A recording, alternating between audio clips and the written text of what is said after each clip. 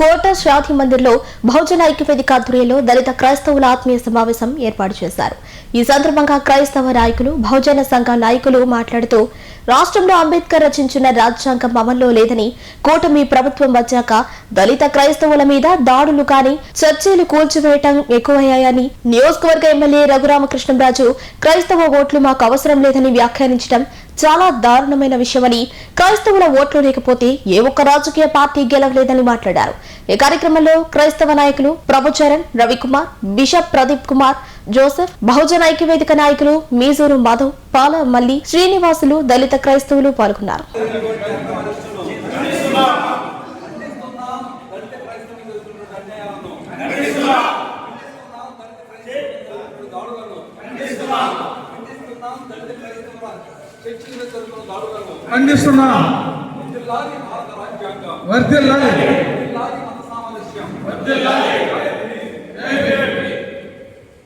మొట్టమొదటిసారిగా దళిత క్రైస్తవుల ఆత్మీయ సమావేశాన్ని ఏర్పాటు చేయడం జరుగుతుంది. గతంలో ఎప్పుడు కూడా ఇలాంటి సమావేశాన్ని ఏర్పాటు చేయలేదు. ఎందుకంటే ఎప్పుడు కూడా ఇలాంటి అవసరత రాలేదు. ఇప్పుడు ఎందుకు వచ్చిందంటే, ఇంతకుముందు గతంలో ఉత్తర భారతదేశంలో క్రైస్తవుల మీద, దేవాలయాల మీద దాడులు జరుగుతూ ఉన్నాయి. కానీ అది అలా అలా పాకి ఆంధ్రప్రదేశ్ కూడా వచ్చింది. ఎస్పెషల్లీ మన గూడూరు డివిజన్లో కూడా ఆ దాడులు అనేటువంటివి ప్రారంభమయ్యావి. ఈ భారతదేశం అనేది అందరి యొక్క భాగస్వామ్యము. మేము కూడా ఈ భారతదేశంలో జీవిస్తున్నటువంటి పౌరులమే. మాకు కూడా ఇక్కడ ప్రశాంతంగా జీవించేటువంటి హక్కు ఉంది. యేసుక్రీస్తు చెప్పింది ఏంటంటే అందరినీ ప్రేమించమన్నాడు. రెండవది, కుడి చెంప మీద కొడితే ఎడమ చెంప చూపనటువంటి దయామయుడు యేసుక్రీస్తు ప్రభు. అలాంటి బోధనలు అనుసరించి నడిచేవారము. మేము ఎప్పుడు కూడా గొడవలు చేసినటువంటి వారం కాదు, దాడులు చేసేటువంటి వారం కాదు. ఇప్పటికీ జరిగిన దాడులను బట్టి కూడా ఎక్కడ కూడా ప్రశ్నించినటువంటి వారము కాదు. కాకపోతే క్రైస్తవులందరినీ కూడా ఒకసారి అందరినీ కూడా సమాయత్తపరచాలి, జాగ్రత్త పరచాలనేటువంటి ఉద్దేశంతో ఈ యొక్క సభ ఏర్పాటు చేయడం జరిగింది. ఒక విషయాన్ని మనం ఆలోచన చేస్తే, స్వాతంత్రం రాకముందు నుంచి కూడా క్రైస్తవ మిషనరీలు చేసినటువంటి అభివృద్ధి ఈ భారతదేశంలో ఎక్కువగా ఉంది.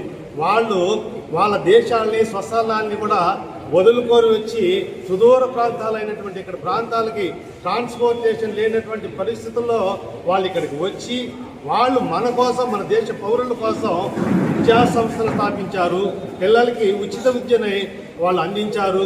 వాళ్ళకి కావాల్సినటువంటి ఆర్థిక వసతులన్నీ కూడా కల్పించి, అన్ని వసతులు వాళ్ళు కల్పించి విద్యను అందించినటువంటి పూజ్యులు వాళ్ళు, మిషనరీలు.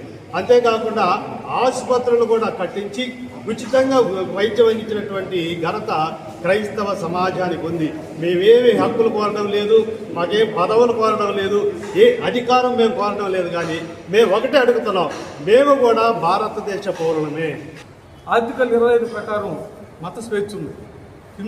ముస్లిం గుళ్ళకి పోవచ్చు, ముస్లిం హిందూ గుళ్ళకి పోవచ్చు, క్రైస్తవుడు హిందూ గుళ్ళకి పోవచ్చు, హిందువులు క్రైస్తవుల గుళ్ళకి పోవచ్చు. ఇది 25 చట్టం ఇచ్చిండే. మరి ఇదంతా గతంలో ఉన్న ప్రభుత్వాలు ఎవరైతే అధికారంలో ఉంటున్నారో దాన్ని దుర్వినియోగం చేస్తూ ఉన్నారు. ఇది మేము ఖండిస్తున్నాం తీవ్రంగా. తర్వాత మనం ఆడే భాష, గతంలో రావణ్కి మేము సపోర్ట్ చేస్తున్నాం. గతంలో పవన్ కళ్యాణ్ గారి వాడిన భాషే నేను వాడుతున్నాను, నేను మాట్లాడుతున్నాను అని చెప్పినప్పటికీ కూడా అది మనం చూస్తూ ఉన్నాం మీడియాలో కూడా. అతను ఏదైతే మాట్లాడాడో అదే ఇతను మాట్లాడినాడు.